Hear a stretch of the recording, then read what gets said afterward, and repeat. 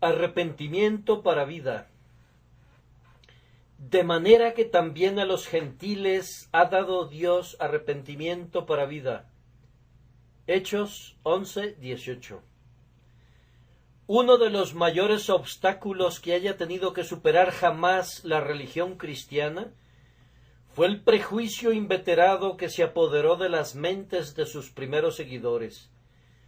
Los creyentes judíos, los 12 apóstoles y aquellos que Jesucristo había llamado de entre los esparcidos de Israel, estaban tan apegados a la idea de que la salvación era de los judíos y que nadie sino los discípulos de Abraham, o por lo menos los circuncidados, podían ser salvos, que no podían aceptar la idea de que Jesús hubiera venido para ser el Salvador de todas las naciones y que en él serían benditos todos los pueblos de la tierra.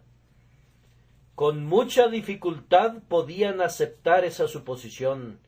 Era tan opuesta a toda su educación judía que los vemos convocando a Pedro a un concilio de cristianos y preguntándole: ¿por qué has entrado en casa de hombres incircuncisos y has comido con ellos? Y Pedro no pudo exonerarse a sí mismo hasta no haber referido plenamente el asunto y haber declarado que Dios se le apareció en una visión, diciéndole: lo que Dios limpió, no lo llames tú común, y que el Señor le ordenó predicar el Evangelio a Cornelio y a su casa, ya que eran creyentes. Después de esto, el poder de la gracia fue tan enorme que esos judíos no pudieron resistirle más, y pese a toda su previa educación, de inmediato asumieron el principio comprensivo del cristianismo y glorificaron a Dios diciendo: de manera que también a los gentiles ha dado Dios arrepentimiento para vida.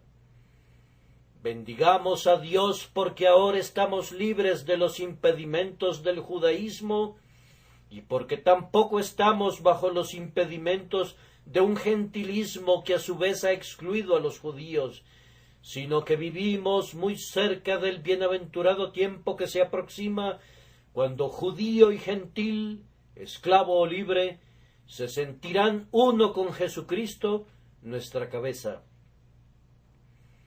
No me propongo abundar sobre este tópico, sino que mi tema el día de hoy será el arrepentimiento para vida.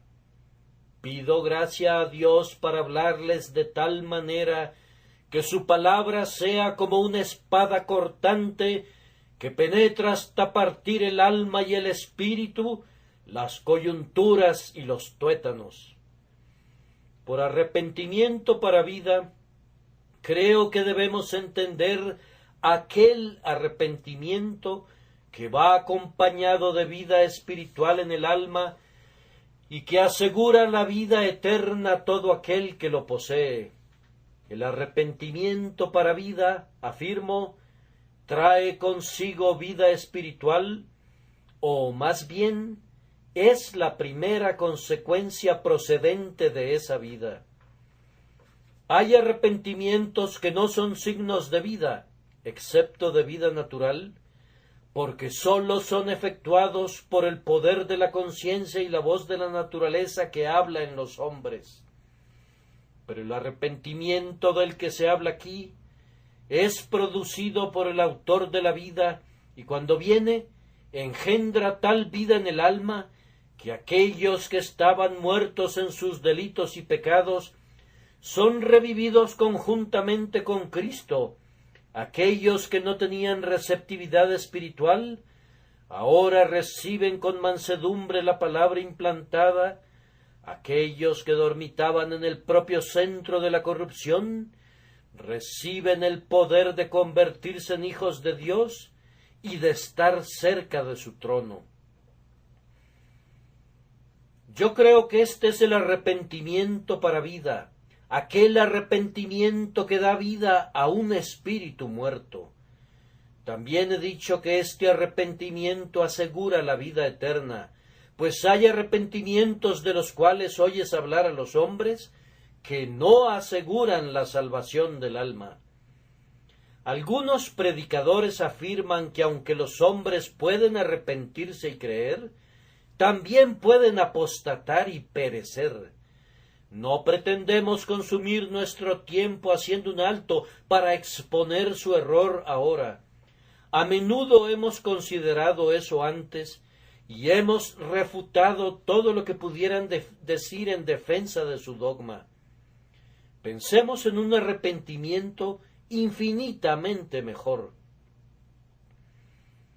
El arrepentimiento de nuestro texto no es ese arrepentimiento, sino que es un arrepentimiento para vida, un arrepentimiento que es un verdadero signo de salvación eterna en Cristo, un arrepentimiento que nos preserva en Jesús a través de este estado temporal y que cuando hayamos pasado a la eternidad nos proporciona una bienaventuranza que no puede ser destruida.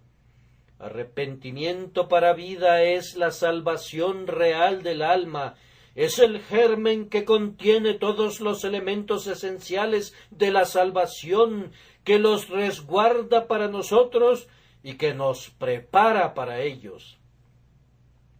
En este día hemos de prestar una atención acompañada de oración al arrepentimiento que es para vida. Primero, voy a dedicar unos cuantos minutos a la consideración del arrepentimiento falso. En segundo lugar, voy a considerar los signos que caracterizan al verdadero arrepentimiento y posteriormente enalteceré la caridad divina de la cual está escrito: de manera que también a los gentiles ha dado Dios arrepentimiento para vida. Primero, entonces, consideraremos ciertos falsos arrepentimientos. Voy a comenzar haciendo esta observación, que espantarse bajo el sonido del Evangelio no es arrepentimiento. Hay muchas personas que cuando oyen un fiel sermón evangélico permanecen agitadas y conmovidas. Mediante un cierto poder que acompaña la palabra, Dios da testimonio de que se trata de su propia palabra y provoca en aquellos que la oyen un cierto temblor involuntario. He visto a algunas personas, cuando las verdades de la Escritura han resonado desde este púlpito, cuyas rodillas han temblado chocando entre sí, cuyos ojos han derramado lágrimas como si hubiesen sido fuentes de agua.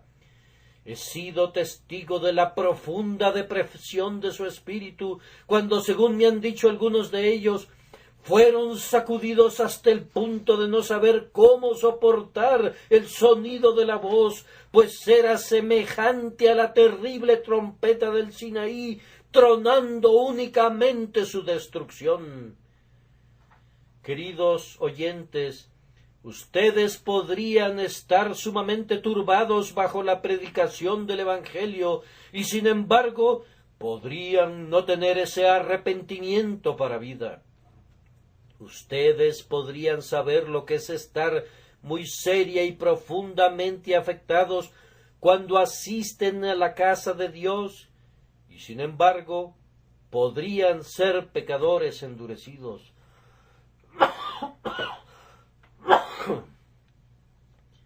Permítanme confirmar esta observación mediante un ejemplo.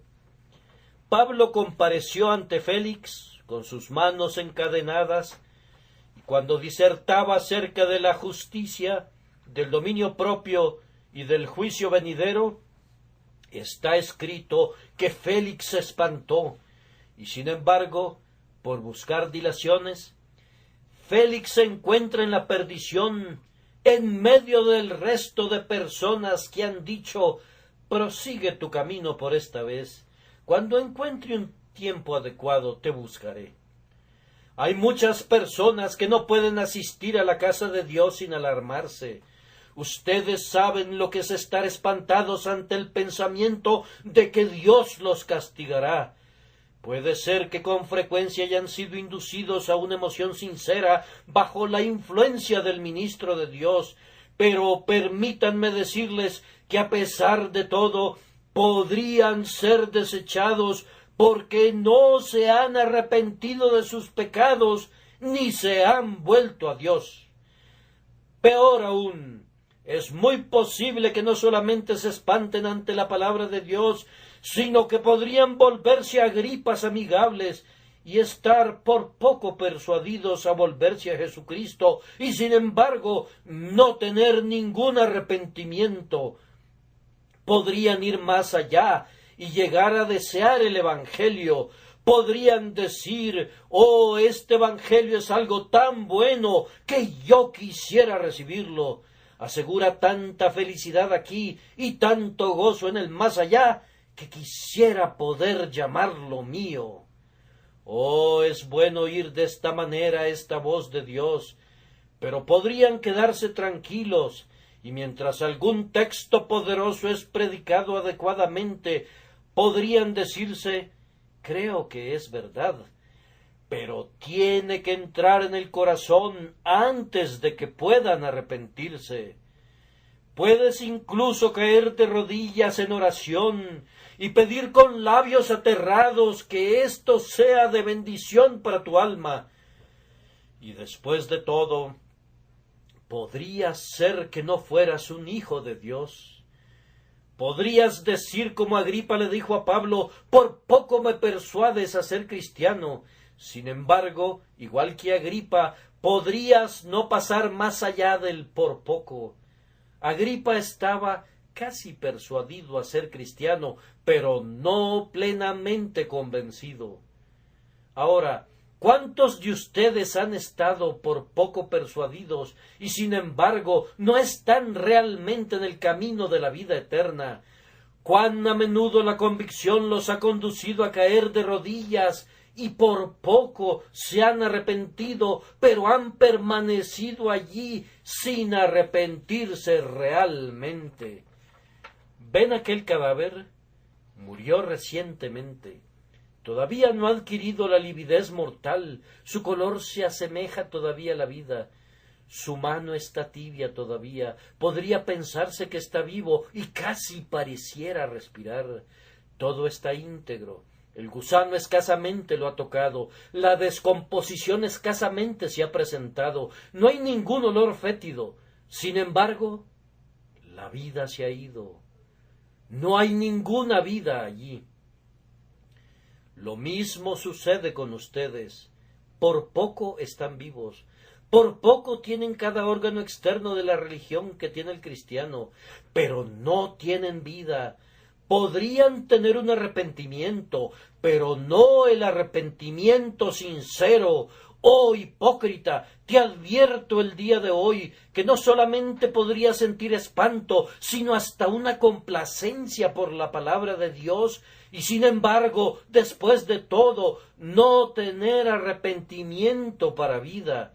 Todavía podrían hundirse en el pozo del abismo y escuchar que se diga: apartaos de mí, malditos, al fuego eterno preparado para el diablo y sus ángeles.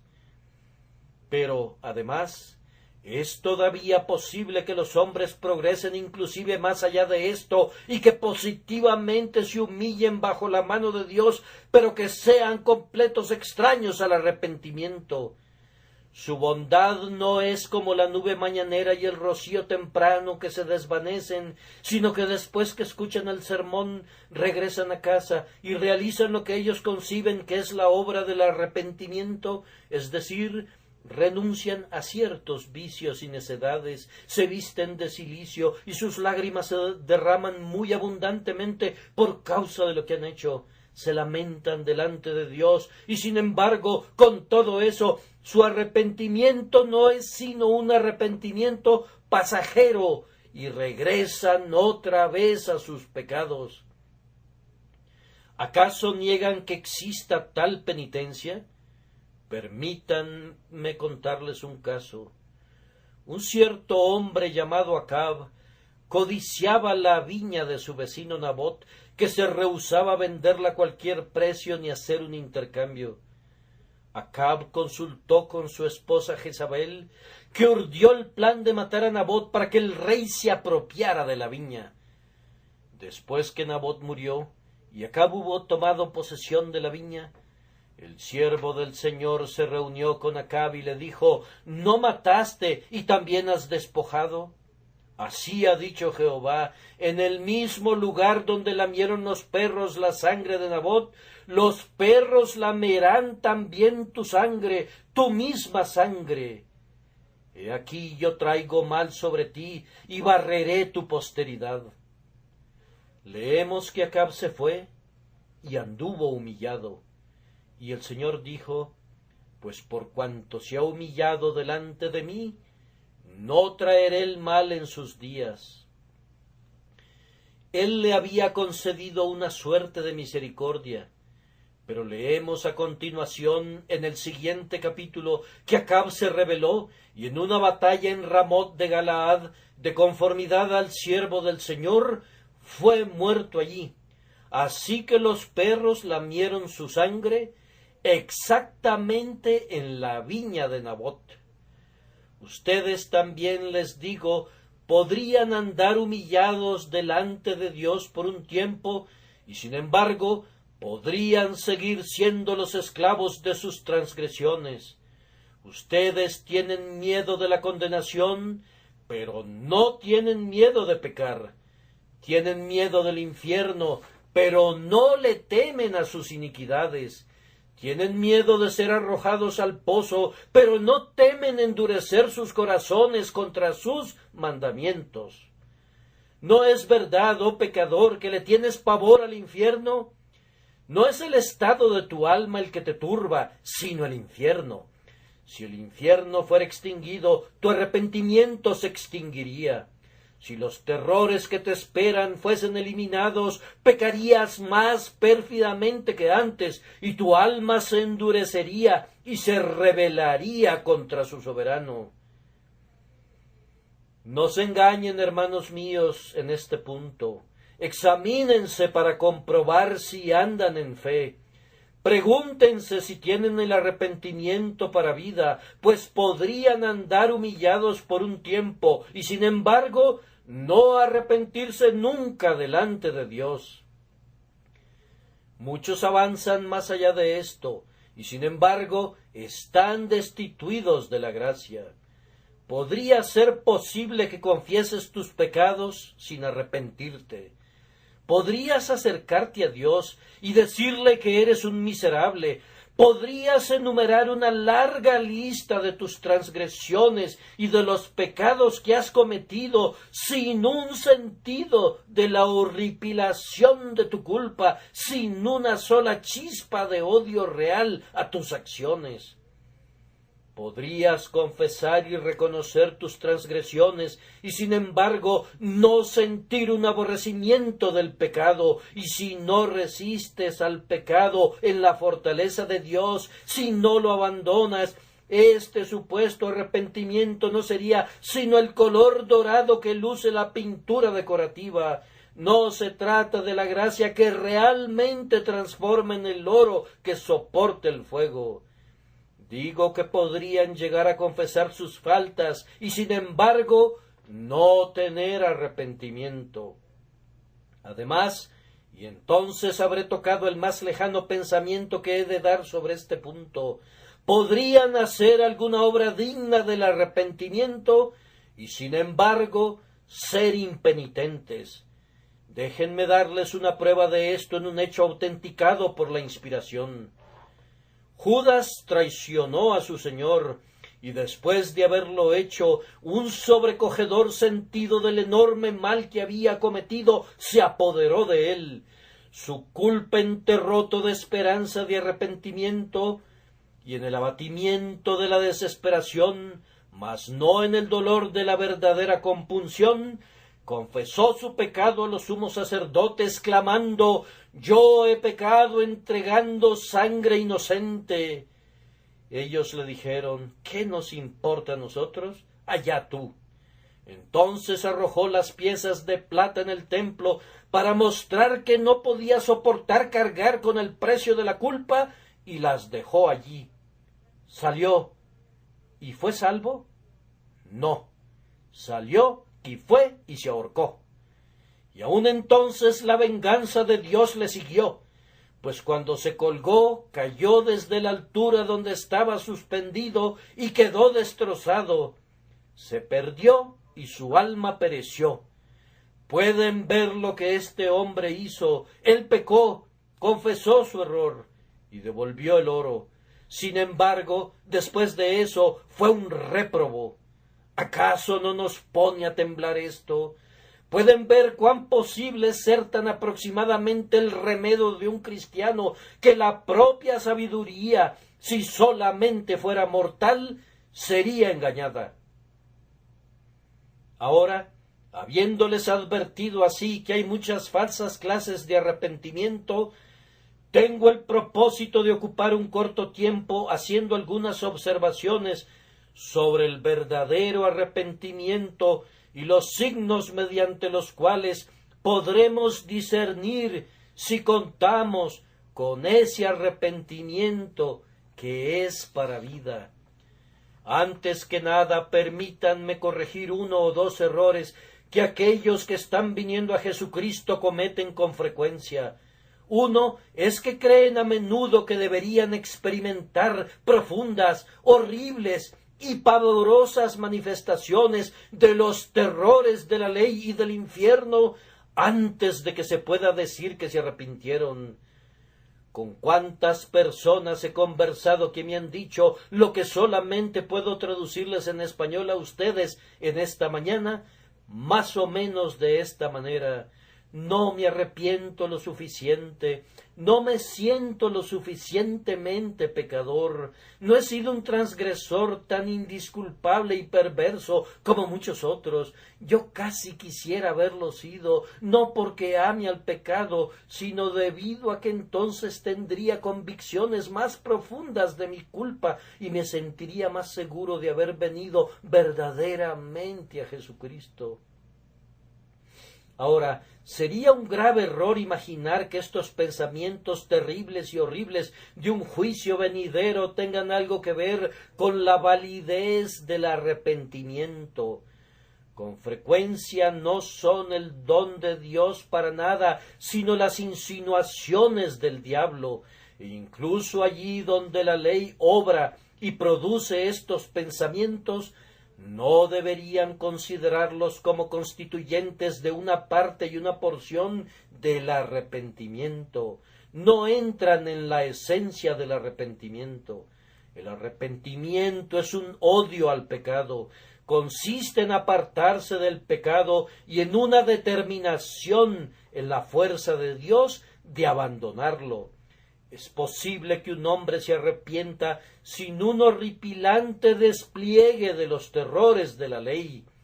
Podría arrepentirse sin haber oído los sonidos de la trompeta del Sinaí, sin haber escuchado algo más que un distante rumor de su trueno. Un hombre puede arrepentirse enteramente por medio de la voz de la misericordia. Dios abre algunos corazones a la fe, como en el caso de Lidia. A otros acomete con el martillo grueso de la ira venidera. A algunos abre con la ganzúa de la gracia y a otros con la palanca de hierro de la ley.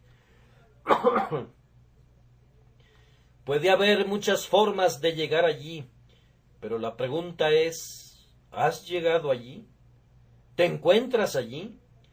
¿Sucede con frecuencia que el Señor no está en la tempestad ni en el terremoto, sino en el silbo apacible y delicado? Hay otro error que muchas pobres personas cometen cuando están pensando en la salvación, y es que no se pueden arrepentir lo suficiente. Se imaginan que si se arrepintiesen hasta un cierto grado, serían salvos. Oh Señor, dirán algunos de ustedes, no tengo suficiente contrición. Amados, permítanme decirles que no hay ningún grado eminente de arrepentimiento que sea necesario para la salvación. Ustedes saben que hay grados de fe, y sin embargo, la mínima fe salva. También hay grados de arrepentimiento, y el mínimo arrepentimiento, si es sincero, salvará al alma. La Biblia dice, el que creyere será salvo. Y cuando dice eso, incluye el grado más pequeño de fe. También cuando dice, arrepentíos y convertíos para que sean borrados vuestros pecados, incluye al hombre que tiene el grado más bajo de arrepentimiento real. El arrepentimiento, además, no es nunca perfecto en ningún hombre en este estado mortal. Nunca alcanzaremos la fe perfecta que esté enteramente libre de dudas, y nunca alcanzaremos el arrepentimiento que sea libre de alguna dureza de corazón. El más sincero penitente que conozcan se sentirá parcialmente impenitente. El arrepentimiento es también un acto continuo durante la vida entera. Crecerá continuamente. Yo creo que un cristiano en su lecho de muerte se arrepentirá más amargamente de lo que lo hizo jamás. Arrepentirse es algo que ha de hacerse durante toda la vida. Pecar y arrepentirse resume la vida de un cristiano. Arrepentirse y creer en Jesús, conforma la consumación de su felicidad. No deben esperar ser perfectos en arrepentimiento antes de ser salvos. Ningún cristiano puede ser perfecto. El arrepentimiento es una gracia. Algunas personas lo predican como una condición de salvación, condición de insensatez. No hay condiciones para la salvación. Dios mismo da la salvación y Él únicamente la da a los que Él quiere. Dice, tendré misericordia del que yo tenga misericordia. Sí, entonces, Dios te ha dado el mínimo arrepentimiento y es un arrepentimiento sincero.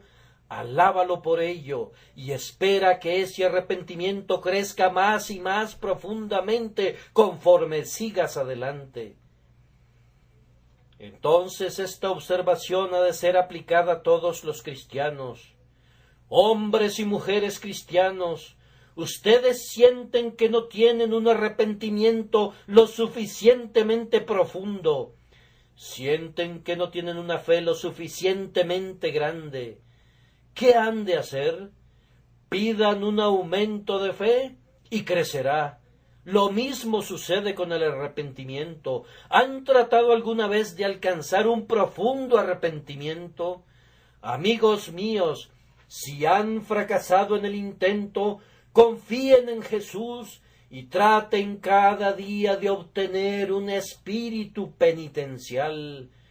No esperen tener, lo repito, un perfecto arrepentimiento al principio. Han de tener contrición sincera y luego, bajo la gracia divina, irán de poder en poder hasta que al final odiarán y aborrecerán el pecado como a una serpiente o a una víbora, y entonces estarán cerca, muy cerca de la perfección del arrepentimiento. Les he dado estas consideraciones entonces como inicio del tema. Y ahora ustedes preguntarán, ¿cuáles son los signos del verdadero arrepentimiento a los ojos de Dios?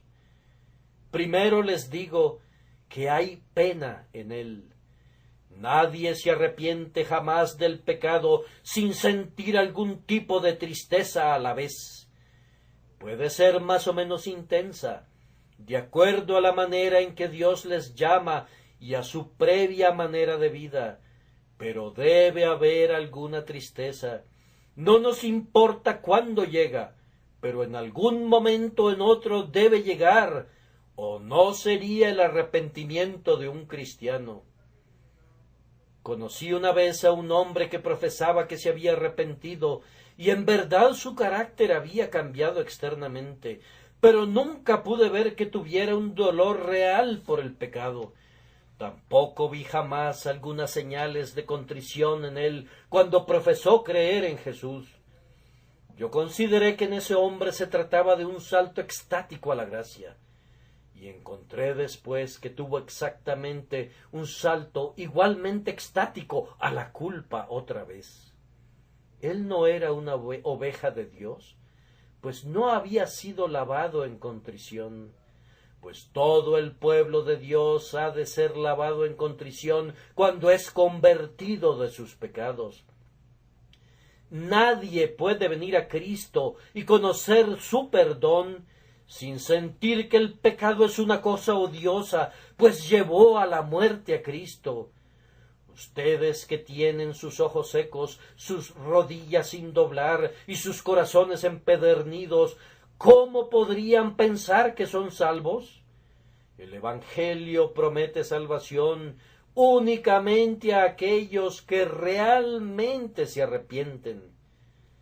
Sin embargo, para no herir a ninguno de ustedes y hacerles sentir algo que no es mi intención hacerles sentir, permítanme observar que no quiero decir que deban derramar lágrimas reales. Algunos hombres tienen una constitución tan dura que no podrían derramar una sola lágrima. He conocido a algunas personas que han sido capaces de suspirar y de gemir, pero las lágrimas no brotan. Bien, yo digo que aunque las lágrimas suministran a menudo evidencias de contrición, podrían tener arrepentimiento para vida sin ellas. Lo que yo quisiera que entendieran es que debe haber un dolor real. Si la oración no es vocal, debe ser secreta. Para mostrar el arrepentimiento, aunque sea mínimo, debe haber un gemido, aunque no haya palabras, debe haber por lo menos un suspiro, aunque no haya lágrimas. En este arrepentimiento ha de haber, pienso, no únicamente dolor, sino que ha de haber algo práctico. Debe ser un arrepentimiento práctico. No basta con decir que lo sentimos y arrepentirnos, y luego continuar día a día como siempre caminamos. Muchas personas están muy apenadas y muy penitentes por sus pecados pasados. Óiganlos hablar. Oh, dicen, lamento profundamente haber sido un borracho un día, y sinceramente deploro haber caído en ese pecado. Lamento profundamente haber hecho eso. Luego se van directo a casa, y cuando llega la 1 de la tarde del día domingo, los encontrarán bebiendo otra vez. Y sin embargo, esa gente dice que se ha arrepentido. ¿Acaso les creerían ustedes cuando dicen que son pecadores, pero que no aman el pecado? Puede ser que no lo amen durante un tiempo, pero podrían ser sinceros penitentes y luego ir y transgredir otra vez inmediatamente en la misma forma en que lo hicieron antes. ¿Cómo podríamos creerles si transgreden una y otra vez y no abandonan su pecado? Conocemos a un árbol por sus frutos, y ustedes que son penitentes producirán obras de arrepentimiento. A menudo he considerado como un muy hermoso ejemplo que refleja el poder de la contrición una anécdota aportada por un piadoso ministro. Él había estado predicando sobre el arrepentimiento y en el curso de su sermón habló del pecado del robo. Cuando iba camino a su casa, un trabajador se le acercó y el ministro observó que tenía algo bajo su uniforme de obrero. El ministro le dijo que no tenía que acompañarle más lejos, pero el hombre persistió. Por fin le dijo: «Traigo un azadón bajo mi brazo que robé en aquella finca. Lo escuché predicar acerca del pecado de robo y debo ir y ponerlo en su lugar otra vez». Eso fue un sincero arrepentimiento, pues lo motivó a regresar y devolver el artículo robado. Sucedía lo mismo con los isleños de los mares del sur.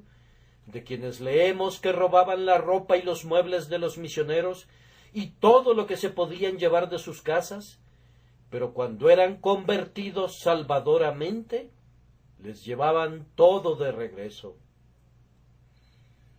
Pero muchos de ustedes dicen que se arrepienten y sin embargo no producen fruto. Eso no sirve para nada.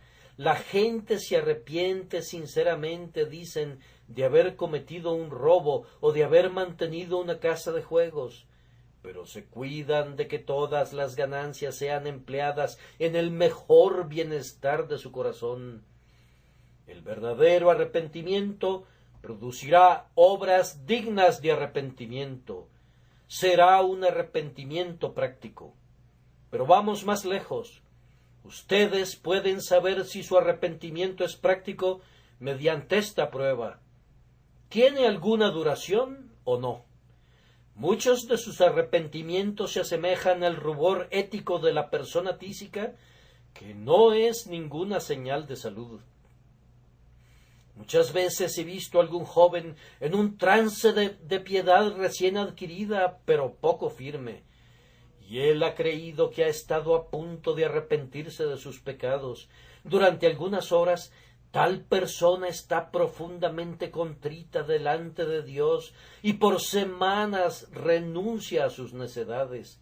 Asiste a la casa de oración y conversa a la manera de un hijo de Dios, pero regresa a sus pecados como el perro vuelve a su vómito. El espíritu inmundo ha vuelto a su casa y ha tomado consigo otros 7 espíritus peores que él. Y el postrer estado de aquel hombre viene a ser peor que el primero. ¿Cuánto tiempo ha durado tu contrición? ¿Duró algunos meses? ¿O te sobrevino y se alejó súbitamente? Tú dijiste, me uniré a la iglesia, haré esto, aquello y lo otro por amor a Dios. ¿Son tus obras duraderas? ¿Crees que tu arrepentimiento dure 6 meses? ¿Continuará por 12 meses? ¿Durará hasta que estés envuelto en tu mortaja? Pero además he de hacerles una pregunta más. ¿Ustedes creen que se arrepentirían de sus pecados si no hubiese un castigo delante de ustedes? ¿O se arrepienten porque saben que serán castigados para siempre si permanecieran en sus pecados? Supongan que les dijera que no existe el infierno del todo, que si quisieran podrían blasfemar o si quisieran podrían vivir sin Dios. Supongan que no hubiera recompensa para la virtud y no hubiera castigo para el pecado. ¿Cuál elegirían? ¿Podrían decir con toda honestidad esta mañana, creo que por la gracia de Dios sé que elegiría la justicia aunque no hubiera recompensa para ella, aunque no se ganase nada por medio de la justicia y no se perdiera nada por el pecado? Todo pecador odia su pecado cuando se acerca a la boca del infierno. Todo asesino odia su crimen cuando se aproxima al patíbulo. Nunca he visto que un niño odie tanto su falta como cuando va a ser castigado por ella. Si no tuvieran un motivo para temer al abismo, si supiesen que pudieran entregar su vida al pecado y que pudieran hacerlo con impunidad, aun así sentirían que odiaban al pecado y que no podrían y no querrían cometer el pecado excepto por causa de la debilidad de la carne. ¿Todavía desearían la santidad? ¿Todavía desearían vivir como Cristo? Si así fuera, si pudieran decir eso sinceramente, si de esta manera se volvieran a Dios y odiaran su pecado con un odio eterno, no tienen que temer, pues tienen un arrepentimiento que es para vida. Ahora viene el tercer encabezado y el último, y es la bendita beneficencia de Dios en conceder a los hombres arrepentimiento para vida. El arrepentimiento, mis queridos amigos, es el don de Dios. Es uno de esos favores espirituales que aseguran la vida eterna.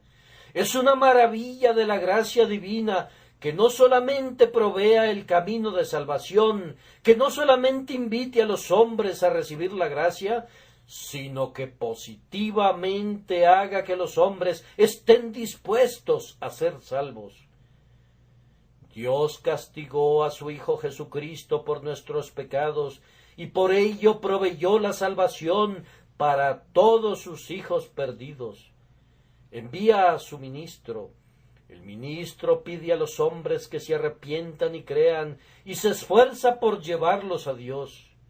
Ellos no quieren escuchar el llamado y desprecian al ministro. Pero entonces otro mensajero es enviado, un embajador celestial que no puede fallar. Emplaza a los hombres a que se arrepientan y se vuelvan a Dios. Sus pensamientos están un poco descarriados, pero después que Él, el Espíritu Divino, argumenta con ellos, olvidan el tipo de personas que eran y se arrepienten y se vuelven.